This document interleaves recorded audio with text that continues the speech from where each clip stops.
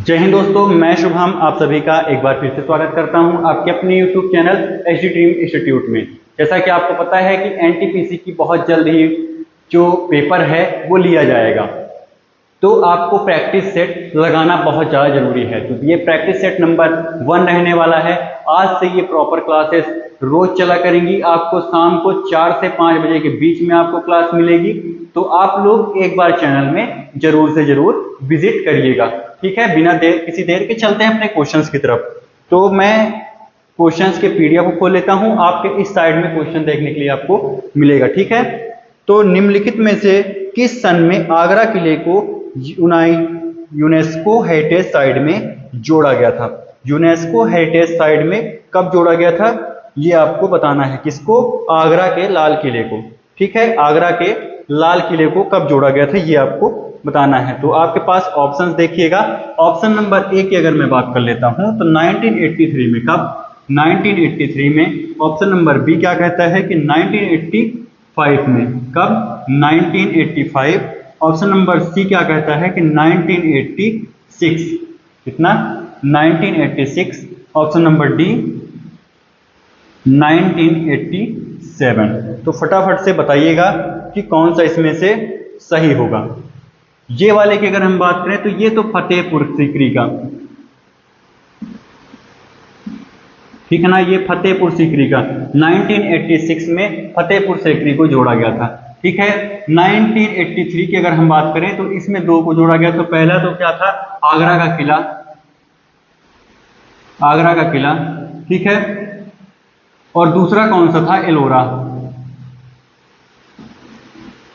एलोरा की गुफाएं जो हैं उसको भी इसी सन में जोड़ा गया था। तो ये वाला क्वेश्चन को आप अच्छे तरीके से याद रखिएगा। ऑप्शन नंबर ए एकदम से सही जवाब आपका हो जाएगा। चलते हैं नेक्स्ट क्वेश्चन में। नेक्स्ट क्वेश्चन, एक मिनट रुकिएगा, थोड़ा सा इसको इरेज कर लेते हैं, है ना। अभी कुछ मिल नहीं रहा है तो कोई बात नहीं, मेरा हाथ ही काफी है।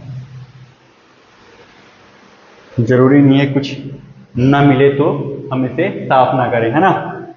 तो फटाफट से साफ कर लिया मैंने बोर्ड को। सेकंड क्वेश्चन क्या कहता है? निम्नलिखित में से सुरसागर किसकी पुस्तक है? सुरसागर।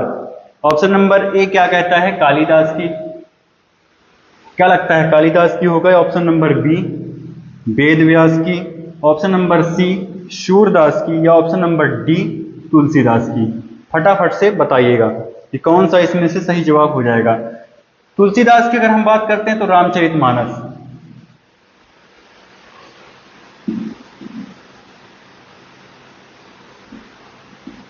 रामचरितमानस। कौन सा? रामचरितमानस। और अगर हम बात करते हैं किसकी? ऑप्शन नंबर बी वेदव्यास की। वेदव्यास की अगर हम बात करें तो कौन सी? महाभारत। कौन सा? महाभारत। ठीक है, ये दोनों आपको अच्छे तरीके से याद होना चाहिए। अगर मैं बात करूं कि इसका राइट आंसर भी होगा क्या, भाई सुरसागर किसने लिखी थी ये तो आप जान गए कि तुलसीदास ने कौन सी लिखी थी? तुलसीदास ने लिखी थी रामचरितमानस। और ऑप्शन नंबर बी क्या था? वेदव्यास ने क्या लिखा? महाभारत। ठीक है, तो फिर ऑप्शन नंबर सी सूरदास। कौन? सूरदास जी। सूरदास जी ने लिखा था। कौन सा? क्या लिखा था? सुरसागर। सूर से याद रखिएगा, सुरसागर किसने लिखा था? सूरदास ने। ठीक है, ये क्वेश्चन का आंसर हो गया। अब चलते हैं नेक्स्ट क्वेश्चन पे। फटाफट से क्वेश्चन का आंसर देते जाइएगा और नेक्स्ट क्वेश्चन की तरफ चलते जाएंगे। ठीक है, ताकि आपका समय अनमोल है भाई, अभी टाइम बहुत ज्यादा अनमोल हो चुका है।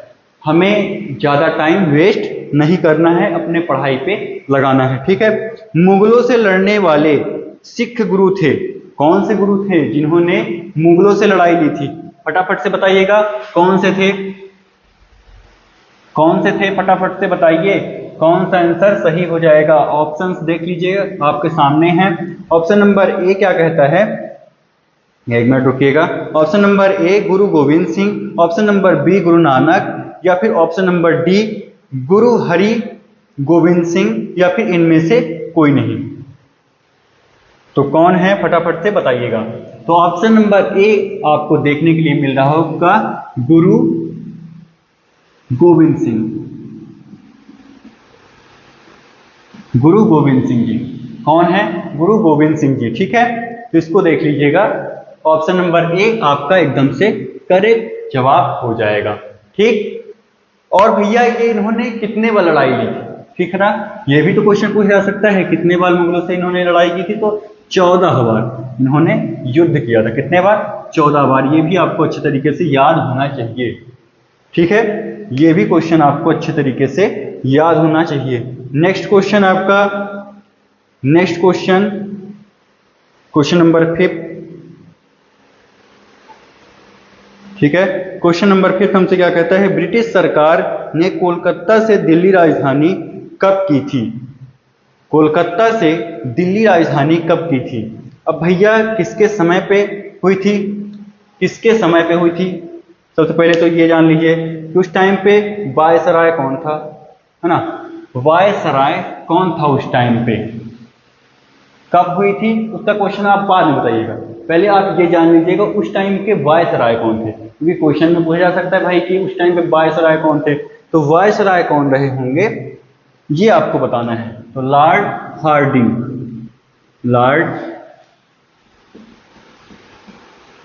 लॉर्ड हार्डिंग उस टाइम के भारत के वायसराय। ठीक है, ये क्वेश्चन आपको अच्छे तरीके से याद होना चाहिए। अगर हम बात करते हैं कि कब हुआ था, तो 1912 में, 1912 में। ठीक है, ये भी आपको अच्छे तरीके से याद होना चाहिए। चलते हैं नेक्स्ट क्वेश्चन की तरफ। नेक्स्ट क्वेश्चन हमसे क्या कहता है? नेक्स्ट क्वेश्चन हमसे कह रहा है कि निम्नलिखित में से कुम्मी किस प्रदेश का लोक नृत्य है? कुम्मी किस प्रदेश का लोक नृत्य है? Question number 6। क्वेश्चन नंबर 6 हमसे क्या कहता है कि निम्नलिखित में से कुम्मी किस प्रदेश का लोक नृत्य है? क्या लगता है? ऑप्शन देख लीजिएगा। Option number A Assam, option number B देखिएगा बिहार है आपके पास। बिहार से कौन कौन है फटाफट से लाइक कर दीजिएगा, बिहार वाले। Option number C Arunachal Pradesh, Arunachal Pradesh. Option number D, option number D Andhra प्रदेश।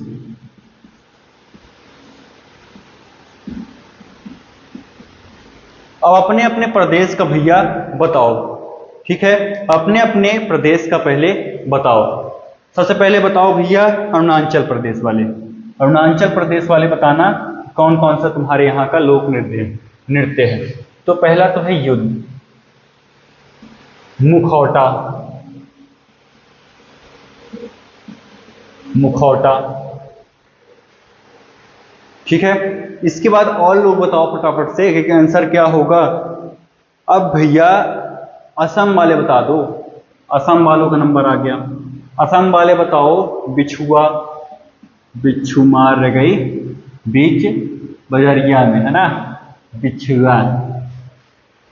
ठीक है, बिछुआ कहाँ का है? असम का है। असम में बगानों में अगर जाओगे तो क्या होगा? बिच्छू तो काटेगी ना, तो क्या है? बिछुआ। ठीक है, कौन से वाले बाग? चाय पत्ते के बाग में जाओगे भाई घूमने के लिए तो क्या होगा? वहां पे तुम्हें क्या काटेगा? बिछुआ। ठीक है ना। इसके अलावा क्या कर सकते हो आप? नट की पूजा कर सकते हो। क्या? नट पूजा। क्या? नट पूजा। ठीक है ना। थोड़ा राइटिंग खराब है तो राइटिंग को थोड़ा सा देख लेना, गड़बड़ हो सकती है, लेकिन कोई बात नहीं यार, टेंशन ना लो। बिहार वाले कमेंट में फटाफट से बता देना कि आपके यहाँ का कौन कौन सा प्रमुख लोक नृत्य है। इसका जो राइट आंसर हो जाएगा वो हो जाएगा Andhra Pradesh. Andhra Pradesh option number D में आपको देखने के लिए मिल रहा है। ऑप्शन नंबर डी एकदम राइट आंसर हो जाएगा। अगर हम नेक्स्ट क्वेश्चन की बात कर लेते हैं तो नेक्स्ट क्वेश्चन हमारा क्या कहता है कि अल्लाह राखा खान का संबंध किस वाद्य यंत्र से है? अल्लाह राखा खान का संबंध है जो वो किस वाद्य यंत्र से है, ये आपको फटाफट से बता देना है। तो फटाफट से बताइए कि अल्लाह राखा खान का जो संबंध है तो किससे है? तबला से है, गिटार से है या फिर बांसुरी से है। ये आपको बताना है कि तबला से है, गिटार से है या फिर बांसुरी से है, फटाफट से बताइएगा। तो भैया अल्लाह, अगर हम अल्लाह राखा खां की बात करें तो इनको पद्मश्री मिला था। कब मिला था? 1977 में। कब मिला था? 1977 में। अगर हम बात करें किस वाद्य यंत्र से संबंधित रहने वाले हैं ये, तो तबला से रहने वाले हैं। किससे? तबला से। क्या समझे? तबला से इनका संबंध है भैया। और कब है, कब इनको पद्मश्री मिला था? तो 1977 में इनको मिला था। क्या? पद्मश्री पुरस्कार से इन्हें सम्मानित किया गया था 1977 में। और तबला से इनका संबंध रहने वाला है। ठीक है, आगे चलते हैं नेक्स्ट क्वेश्चन में। नेक्स्ट क्वेश्चन हमसे क्या कहता है कि निम्नलिखित में से किस राज्य में दुधवा राष्ट्रीय उद्यान स्थित है? दुधवा राष्ट्रीय उद्यान किस राज्य में स्थित है? तो फटाफट से बताना कि किस राज्य में है। उत्तराखंड में है, उत्तर प्रदेश में है, या फिर गुजरात में है, या फिर असम में है? फटाफट से बता दो भैया किसमें है। तो उत्तर प्रदेश वालों खुश हो जाओ, उत्तर प्रदेश वाले खुश हो जाओ, क्योंकि तुम्हारा जो क्वेश्चन नंबर, पहले क्वेश्चन नंबर लिख देता हूं ताकि आपको कोई दिक्कत ना हो। क्वेश्चन नंबर 8 है, ठीक है, क्वेश्चन नंबर 8 है। तो उत्तर प्रदेश वाले बिल्कुल खुश हो जाओ, क्योंकि तुम्हारे यहाँ रहने वाला है कौन सा राष्ट्रीय उद्यान है? दुधवा राष्ट्रीय उद्यान है। कौन सा राष्ट्रीय उद्यान है? तो दुधवा राष्ट्रीय उद्यान है। कहाँ है? उत्तर प्रदेश में है। किस जगह पे है? उत्तर प्रदेश में रहने वाला है। ठीक है, नेक्स्ट क्वेश्चन की तरफ चलते हैं। नेक्स्ट क्वेश्चन हमारा क्या कहता है कि निम्नलिखित में से हुमायूं का मकबरा किस शहर में स्थित है? हुमायूं का मकबरा के बारे में बताना है, फटाफट से बता दो। हुमायूं का मकबरा किस शहर में है? दिल्ली में है, मुंबई में है, महाराष्ट्र में है, या कश्मीर में है? तो किसको किसको लगता है कश्मीर में है? अगर जिसको जिसको ऑप्शन नंबर डी लगता है, फटाफट से हाथ वो एकदम थम्स अप वाला बना दो ना, थम्स अप। यही होगा, यही भैया। जिसने कहा कि ऑप्शन नंबर डी है वो एकदम से गलत हो। क्या हो? निहायती गलत। ठीक, इसका जो राइट आंसर होगा वो होगा ऑप्शन नंबर ए। कौन सा? ऑप्शन नंबर ए, दिल्ली। ठीक है, ये कौन सा क्वेश्चन नंबर था? क्वेश्चन नंबर 9 का आंसर था। 9 का आंसर क्या था? कि दिल्ली था। दिल्ली कहाँ है? हुमायूं का मकबरा कहाँ है भैया? दिल्ली में है, दिल्ली में। ठीक है ना, बेचारे को दूसरी जगह मत लेके चले जाना, कश्मीर में लेकर के जा रहे हो। चलो नेक्स्ट क्वेश्चन की तरफ चलते हैं। तो नेक्स्ट क्वेश्चन हमारा क्या कहता है कि निम्नलिखित में से किस वर्ष नाटो की स्थापना हुई थी? किस वर्ष नाटो की स्थापना हुई थी? नाटो की स्थापना का फटाफट से बता दो। किस वर्ष नाटो की स्थापना हुई थी? सबसे पहले तो तुम लोग बताओ कि नाटो में कितने सदस्य देश हैं, मतलब कितने देश इसमें सदस्य हैं? तो भैया 32 देश सदस्य हैं। क्वेश्चन नंबर 10 का 32 कितने सदस्य देश हैं? 32 सदस्य देश रहने वाले हैं। ठीक है, और कब स्थापना हुई? 1949 में। कब हुई थी भैया? 1949 में नाटो की स्थापना हुई थी। अब ये भैया है क्या? अगर 32 में से किसी एक देश के ऊपर भी कोई हथियार चलाता है या फिर युद्ध होता है, तो बाकी 31 जो देश बचेंगे वो आपको बलभर कूटेंगे। कहने का मतलब ये है कि हमारे 32, मान लीजिए आपके 32 पड़ोसी हैं, ठीक है ना, 32 दोस्त हैं आपस में। अगर 32 नंबर वाले में से किसी एक नंबर वाले को भी अगर किसी ने दूसरे ने मार दिया करके, तो जा करके जो 31 बचे हैं वो उसको पीट पाट के बराबर कर देंगे। यही है नाटो। ठीक है, नाटो के सदस्य देश। चलिए नेक्स्ट क्वेश्चन की तरफ चलते हैं। नेक्स्ट क्वेश्चन हमारा क्या कहता है कि भैया निम्नलिखित में से अलीनगर की संधि किस वर्ष हुई थी? अलीनगर की संधि के बारे में आपसे पूछा गया है कि अलीनगर की जो संधि है वो किस वर्ष हुई थी। तो किस वर्ष हुई थी ये आपको बताना है, फटाफट से बता दीजिएगा किस वर्ष हुई थी। और सबसे पहली बात तो ये बताइए आप कि किसके किसके बीच में हुई थी। सबसे पहले क्या बताना है आपको कि किसके किसके बीच में हुई थी, और बाकी सब तो बाद में होता रहेगा, है ना। क्वेश्चन नंबर 11 है ना। क्वेश्चन का नंबर आप लोग देख लीजिएगा, बाहर उधर साइड में लिखा हुआ है, तो कोई दिक्कत नहीं है। ठीक है, तो क्वेश्चन नंबर 11 है, 11 ही है। ठीक है, क्वेश्चन नंबर 11 है, तो कौन सिराजुद्दौला,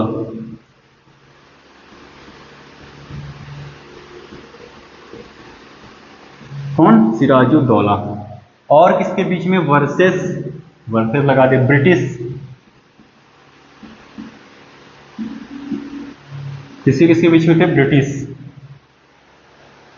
ठीक, किसके किसके बीच हुआ था, सिराजुद्दौला वर्सेस ब्रिटिश सरकार के बीच में ये हुआ था। ब्रिटिश ईस्ट इंडिया जो कंपनी है उनके बीच ये समझौता हुआ था। कब हुआ था, 1757, 1757 में। कब हुआ था भैया, 1757 में इसका वो हुआ, क्या संधि हुई। ठीक है, किसके किसके बीच में हुई थी, सिराजुद्दौला और ब्रिटिश ईस्ट इंडिया कंपनी के बीच में हुई थी। कब हुई थी, 1757 में हुई थी। इतना आप लोग याद रखिएगा, बस इतना ही याद रखना है। ठीक है, नेक्स्ट क्वेश्चन की तरफ चलते हैं। थायराइड ग्रंथि शरीर के किस भाग में स्थित होती है। भैया ऑप्शंस देख लीजिएगा, बड़ा खतरनाक खतरनाक ऑप्शन है। एक तो छाती में कह रहा है ना, छाती में होती है, उदर में होती है, या फिर गले में होती है, या फिर इनमें से कोई नहीं, किसी जगह होती है। थायराइड ग्रंथि तो होती है, आपको ही पता है कहाँ होती है भैया, गले में होती है। कहाँ होती है, गले में होती है, गले में होती है। कौन सा ऑप्शन सही हो जाएगा, option number C. Question number 12 का ऑप्शन नंबर सी एकदम से सही जवाब हो जाएगा, है ना। कहाँ होती है, गले में। अब ये क्वेश्चन आपके लिए बहुत ज्यादा महत्वपूर्ण है, क्योंकि ये कौन सा क्वेश्चन है, ये आपका क्वेश्चन आ गए कहां से, करंट अफेयर से। करंट अफेयर्स से आपके ये क्वेश्चन रहने वाले हैं। हाल ही में किन देशों के बीच संयुक्त सैन्य अभ्यास फ्रीडम शील्ड 2025 प्रारंभ हुआ।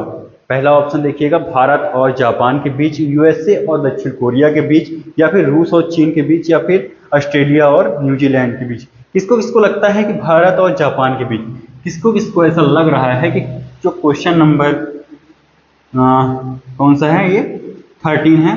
क्वेश्चन नंबर 13 का जो आंसर है वो हो जाएगा भारत और जापान। ऑप्शन नंबर ए किसको किसको लग रहा है, फटाफट से बता दो। इसका जो राइट आंसर हो जाएगा भैया वो हो जाएगा option number B. Option number B एकदम से आपका सही जवाब हो जाएगा। अब एक क्वेश्चन बहुत ज्यादा इंपॉर्टेंट क्वेश्चन है, ये वाला अच्छे क्वेश्चन को देख लीजिएगा। हाल ही में चुने गए कनाडा के नए प्रधानमंत्री कौन हैं। मार्क कार्नी हैं, या फिर फेडरिक मार्च है, या फिर पुतिन जी हैं, या फिर इनमें से कोई नहीं। तो भैया पुतिन तो अमेरिका के राष्ट्रपति हैं। कहाँ के हैं, अमेरिका के राष्ट्रपति हैं। लेकिन मार्क कार्नी कहाँ के हैं, मार्क कार्नी यहाँ पे कहाँ के रहने वाले हैं, कनाडा के नए प्रधानमंत्री चुने गए हैं मार्क कार्नी। ठीक है, प्रेस स्वतंत्रता सूचकांक 2025 के अनुसार शीर्ष स्थान पर कौन सा देश रहा है। नॉर्वे, ईरान, चीन, या इनमें से कोई नहीं। तो भैया चीन का तो अच्छे से कटा है, इसमें आपका कौन सा है, 171वां स्थान चीन का है।